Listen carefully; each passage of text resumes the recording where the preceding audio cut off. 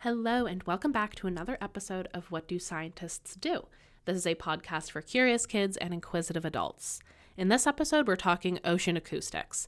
I interviewed Emmanuelle Cook, a PhD student at Dalhousie University studying physical oceanography. Specifically, she's studying ocean acoustics in the Arctic. So we're going to be talking about how sound travels underwater. We're going to talk about what ice sounds like when it cracks underwater. And we're going to talk about why she's driving ski-doos across ice. So keep on listening to find out more.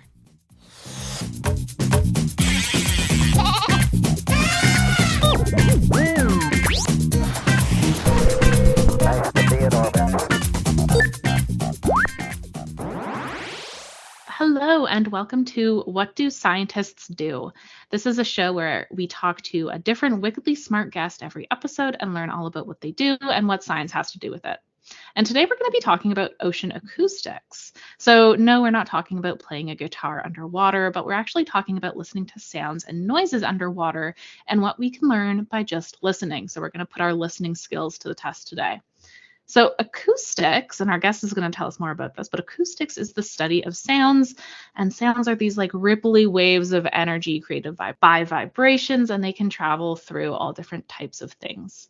So specifically, we're going to be talking about sounds underwater and what we can learn from listening to the ocean and water and what that has to do with ice and maybe snowmobiles. So here to tell us more is our very special guest. So do you want to introduce yourself with your name and pronouns? Yeah, my name is Emmanuelle Cook, and my pronouns are she, her. Awesome. And what kind of scientist are you? I guess I would be called an oceanographer, and I study sound in the ocean. So where specifically in the ocean do you study sound?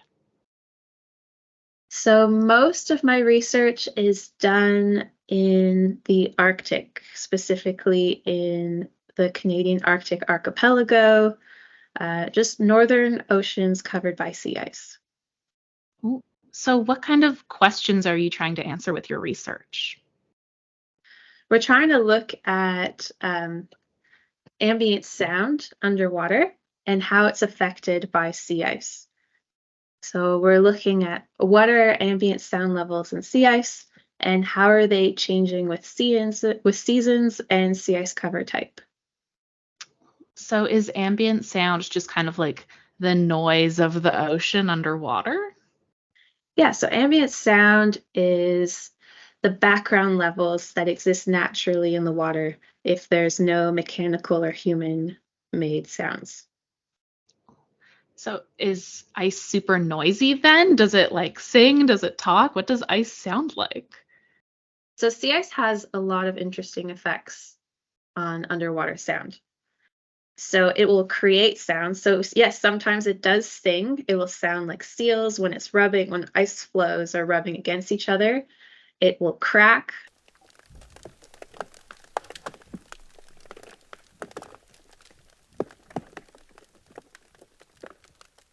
Sometimes it will make sounds while snow particles are flowing on the surface of the ice with the wind.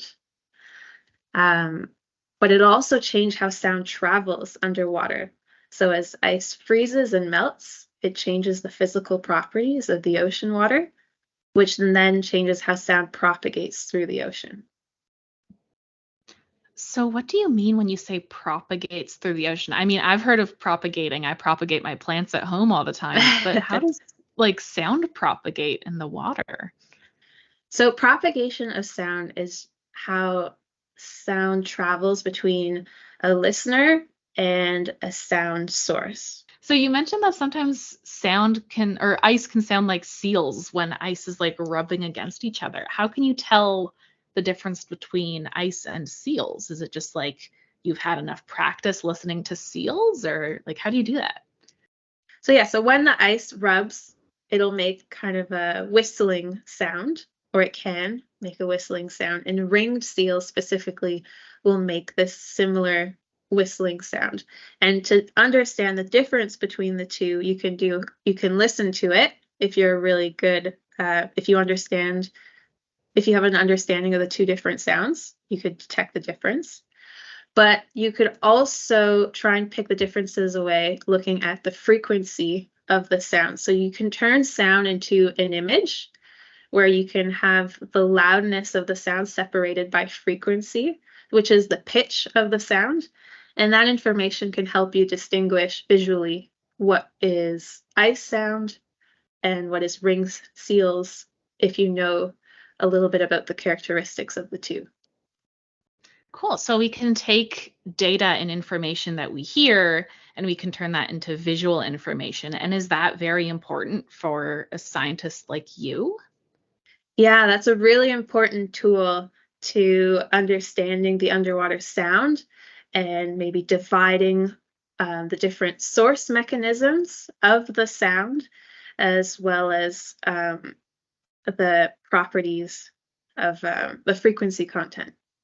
So we can't specifically, we as humans can't hear all the frequencies that maybe other marine mammals might be affected by, or other underwater species. And so I like to talk about data and math on this podcast because I know a lot of kids are maybe scared of data and math. I know I was. So it sounds like you work with a lot of different data and maybe working on visualizing it in graphs. But what kind of technology do you use to collect this data? Yeah, so the measurement tool is called a hydrophone, and it's basically your normal microphone, but made to be waterproof so it can go underwater. And do you have to go out like a like a microphone tech in like a movie set and like stick a microphone underwater? How do you collect this data? Yeah, that's funny because yeah, it's funny because there's a lot of different ways. You can have underwater observatories. So we can put hydrophones on these moorings that can be anchored to the bottom of the water. And then they just sit there for a certain amount of time and record. And then we can come back and pick them up and then listen to the data. There's also real-time observatories. So there are instances, and I used one of these observatories where a hydrophone is in, so the hydrophone's in the Northwest Passage right now, and it records for 1 minute every 2 hours, and it sends data via satellite to a server that I have access to, and we can look at the data that way. And in one experiment, I actually went to Northern Labrador, and we went on the sea ice and put hydrophones in the water from the sea ice.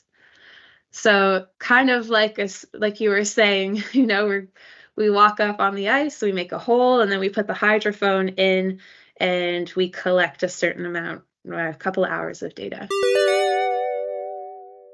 So why do you want to learn so much about sea ice or Arctic ice? Why is this important?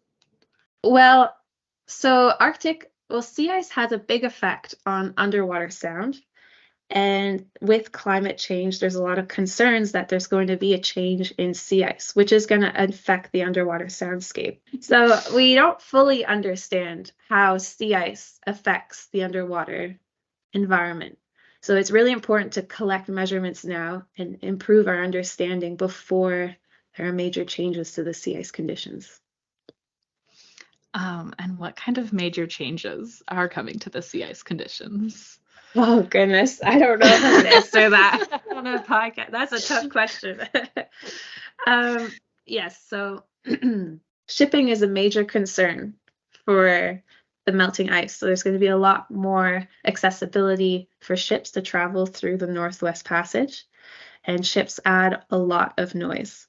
So there's going to be a change in the way we access the ocean, the Arctic Ocean, with a change in sea ice cover.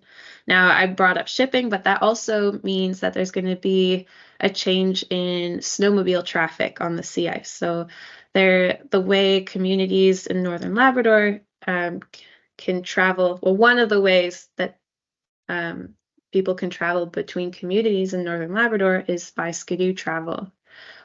So, and that adds sound underwater through the sea ice. So when I was reading a little bit about what you're doing, I was reading about the snowmobile sounds on the ice and stuff. So are you Do you want to explain what you're doing and how you're kind of collecting information about what snowmobiles sound like?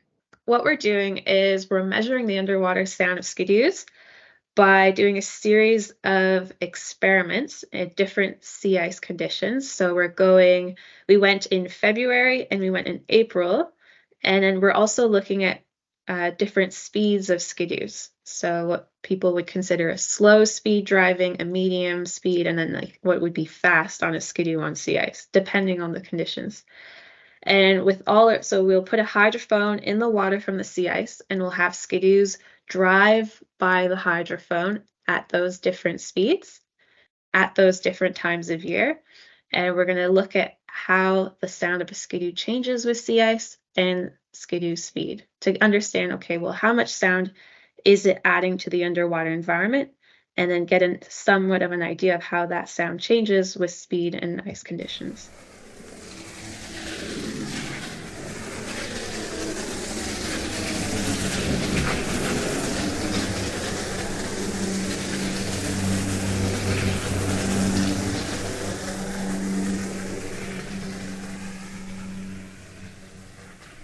That's wicked cool. So if we think of this in the framework of like a scientific question, it would be like, what do skidoos sound like? Or yeah, skidoos like underwater. And then the different things that you're controlling are the skidoos driving over the ice. That sounds like a pretty fun job. It's really fun, yeah. Have you Skidoos. driven one? I have, not for the experiment, because when we started, I had never driven or been near a skidoo. So, but with the experiment, I've gotten a chance to drive to the different sites, which was really fun. New hobby unlocked. Another kind of like trickier question that I like to ask is like, if you had to summarize what you do or what you want everyone to know on one billboard that you could put like across the world, what would you put on your billboard? The underwater environment. So underwater sound travels about 5 times faster underwater.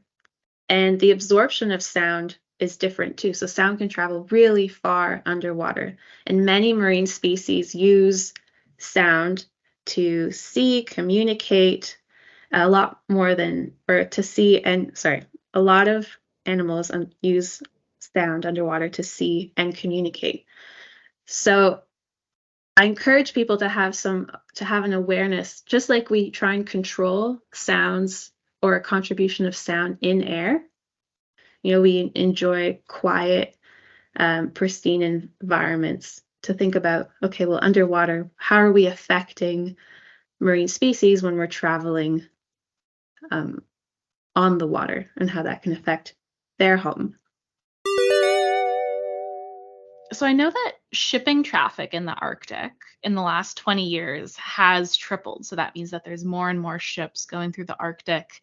And this just kind of illuminates how important it is for us to get a lot of information and data about what's going on in the Arctic, and I guess what ambient noise is like in the Arctic and in the ocean. So I mean, if we're thinking about an iceberg, the tip of the iceberg that I always think about is like sea ice melting. But then if we go a little bit deeper on that bottom of the iceberg, there's also like what sounds are going on and how our sound's going to change. So I think this is just a really cool thing that I hadn't thought about before. So just my own spitballing here. No, it's great to like spitball and communicate, because it's just, yeah, I agree. It's so cool. Yeah. So then so you've been up to Northern Labrador, which not a lot of people get the chance to go there. What's like your favorite science or industry thing that you've done? It doesn't necessarily have to be about this project, but just like in your scientific career, is there anything that like stands out? Okay, so my favorite scientific experience was doing the field work for the Skidoo project. I learned a lot of things through that experiment. There was a really interesting, I think it comes together in a really interesting moment where I was on the sea ice and we were running the Skidoo experiment. So we're all standing on the ice near this ice hole where the hydrophone is. And a Skidoo, we just did our last run of a snowmobile driving by the ice hole. And when the skidoo stopped, we saw another skidoo coming towards the Hopedale community at a distance. So we paused the experiment and we watched the skidoo drive by our site as it went towards Hopedale. And later on, looking at the data, because we were as quiet as we could be, but looking at the data, what we heard was some sort of, it sounded a little bit like a frog, like a croaking frog. And what we think is that a fish might have made a sound by the hydrophone while we were being really quiet to let that skidoo go by. So that I wasn't expecting something like that on the hydrophone. So an unexpected measurement and an extra curious question of like, what do fish sound like came up. And I just think it's so fun those moments where you uncover new mysteries. And that is one of the most fun parts about science, is uncovering a new mystery. You were talking about how you helped kind of design this process and this project. And how does creativity fit into that? Does it fit into that? Do you have to do creative work in your day-to-day? That is something I am trying to answer and learning a lot about as I go through this Skidoo project. And I think creativity is super important. It's really important in designing questions, but it's really important, in my opinion, to the way you present the information. I think in science, we're really focused on creating scientific questions, the methods, the results, and then writing papers. But there's a lot more to that in communicating science. I mean, this podcast, for instance, is a really great way to communicate science. Part of the Skidoo project, we're trying to communicate, work with people in the communities where we're running the experiment, but also communicate what we're doing as we're doing it. So we've made videos. So we've made a video of a skidoo driving, or skidoos driving in the harbor as we recorded sound underwater. And we shared videos. We had a on the land event. So what we did is we put a hydrophone in the water, and then people could take turns listening to the sounds, and other people danced on the ice or hit the ice. So sound can be really fun and creative, or research can be fun and creative. A humongous thank you to Emmanuelle Cook for being on our show today, and as always, a huge thank you to everybody listening. If you're at home, on the bus, in the car, walking, making dinner, eating craft dinner, all of the above. For more science fun, you can find us on Instagram or X at supernova@dal. Do you have a question that you'd like answered? Just send us an email or voice recording at whatdoscientistsdo@superstaff.ca. We might just answer your question on the show. Thank you so much for listening, and I will see you next episode. Bye for now. This show is made by Supernova at Dalhousie University, a network member of ACTUA. For more information on our summer camps, workshops, and more, visit supernova.dal.ca.